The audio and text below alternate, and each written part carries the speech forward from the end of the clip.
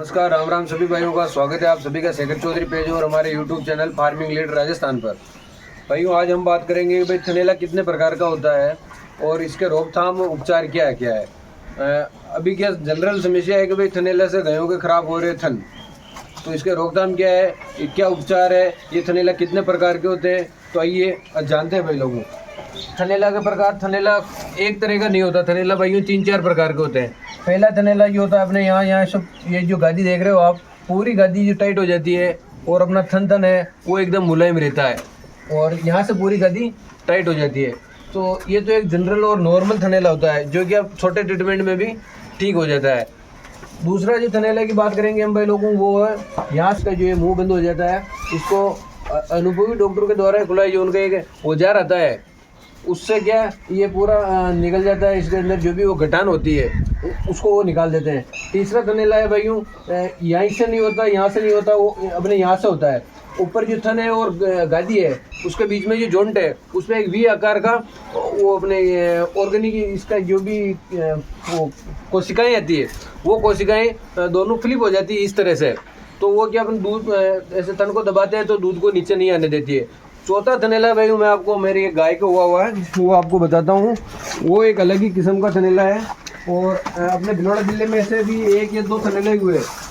उस थनैले से एक पूरा थनी चला गया गाय का, केवल 3 थन रह गए। वो थनैला शुरू में गाय गादी को है जो बिल्कुल अपने ग्रीन कलर की गादी हो जाती है, हरे कलर की गादी हुई। उसके बाद वो गादी धीरे धीरे ब्लैक कलर में कन्वर्ट होना शुरू हो जाती है और फिर 2-4 दिन में पूरी गादी से खून का रिसाव होने लग जाता है। वो एक अलग बीमारी है पर वो होती है अपने एक थनैला के कारण से। जो थनैला क्या पूरा गुच्छा टाइप का रूप ले लेता है, तो उससे क्या फिर धीरे धीरे गादी पूरी खत्म हो जाती है। एक साइड का थन नहीं है गाय के 3, एक साइड का थन नहीं है, एक साइड की गादी नहीं है।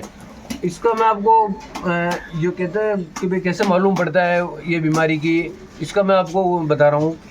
जब वो जो होता है ना, तो एक साइड का पूरा जहाँ वो होता है वो पूरा एकदम चिल्ड रहती है, गादी पूरी इतनी चिल्ड रहती है कि जैसे बर्फ पे हाथ रखा हुआ हो, उसमें से पानी टपकने लग जाता है। और अधिकांश केसों में भाई अपने मेरे जहाँ तक मुझे ध्यान है, मेरे भिलवाड़ा में मुझे पता चला कि भाई 4 केस हुए थे और उन 4 केसों में गाय की डेथ हो चुकी थी। मेरा इत्तेफाक है या मैं खुश नसीब हूँ जो वो बीमारी होने के बाद, वो रोग होने के बाद इसके उपचार के लिए मैंने क्या किया, नॉर्मल केवल DCR इंजेक्शन और साथ में एंटीबायोटिक चालू रखा। रेगुलर 15 दिन तक मैंने इंजेक्शन दिया। दोनों इंजेक्शन सुबह शाम केवल DCR और एंटीबायोटिक चालू रखा, जिससे कि मेरी गाय मेरे पास जीवित बची हुई है।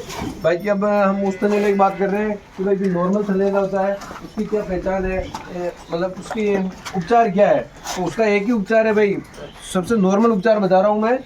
अपने शक्कर लेनी है, नींबू का रस लेना है और दूध डालना है उसके अंदर 100 ग्राम के समथिंग करके, तीनों को अच्छा करके मिक्स करके मिला के गाय को दे देना है 2 टाइम। और साथ में एक एंटीबायोटिक जरूर देना है, एंटीबायोटिक इंजेक्शन देना है और ये देना है आपको।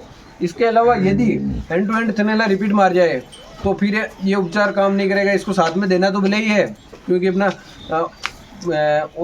जो घर का उपचार है वो साथ में रखना ही है नींबू का। इसके अलावा फिर हमको एक एम-सेफ्ट इंजेक्शन की जरूरत पड़ती है। अगर रिपीट थनैला मारता है तो साथ में एम-सेफ्ट इंजेक्शन लगाना बहुत ज़रूरी है, अन्यथा वो पूरा गाय का थन चला जाएगा, गादी भी खराब है। लास्ट तक बने रहे और पेज को लाइक, फॉलो और सब्सक्राइब हमारे चैनल को जरूर करें। और आज हमारी गाय का कोई थनैला रोग नहीं हो रहा है, हम इसका उपचार बता रहे हैं या इसकी पहचान बता रहे हैं कि भाई कितने प्रकार। धन्यवाद सभी भाइयों को।